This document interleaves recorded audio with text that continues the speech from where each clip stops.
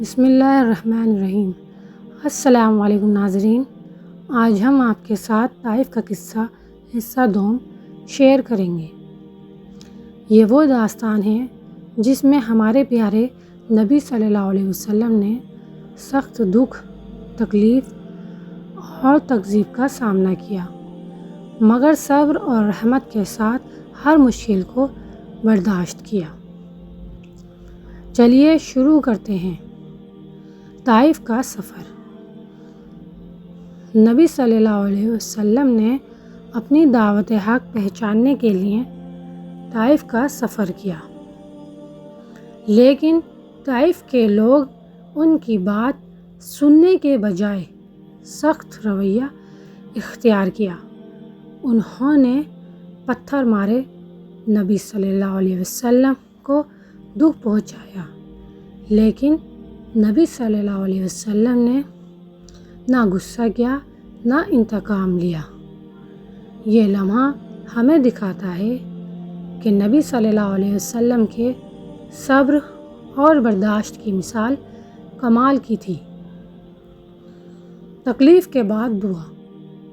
اس سخت واقعے کے بعد نبی صلی اللہ علیہ وسلم نے اللہ کی طرف رجوع کیا اور دعا کی، اے اللہ، میں اپنے آپ کو، اپنے خاندان کو اور دین حق کو تیرے سپرد کرتا ہوں۔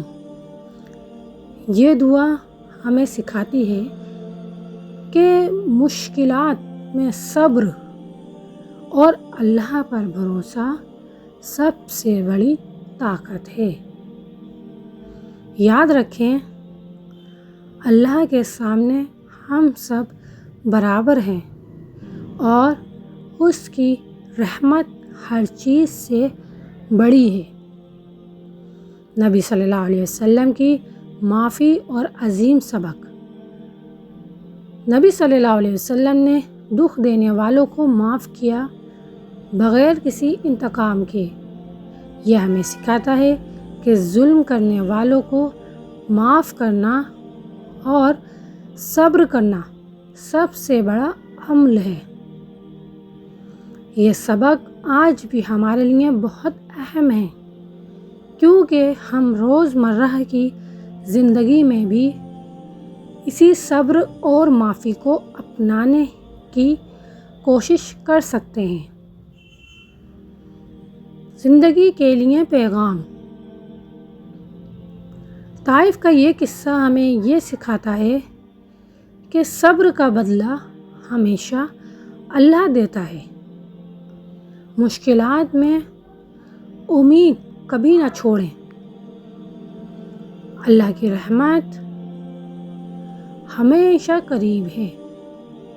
نبی صلی اللہ علیہ وسلم کی زندگی سے سبق سیکھ کر ہم اپنی زندگی کو بہتر بنا سکتے ہیں۔ اختتامی حصہ۔ یہ تھی طائف کا قصہ حصہ دوم۔ ہمیں امید ہے کہ آپ نے اس سے صبر، تحمل اور معافی کا درس سیکھا ہوگا۔ اگر آپ کو یہ ویڈیو پسند آئے تو لائک، سبسکرائب اور شیئر ضرور کریں۔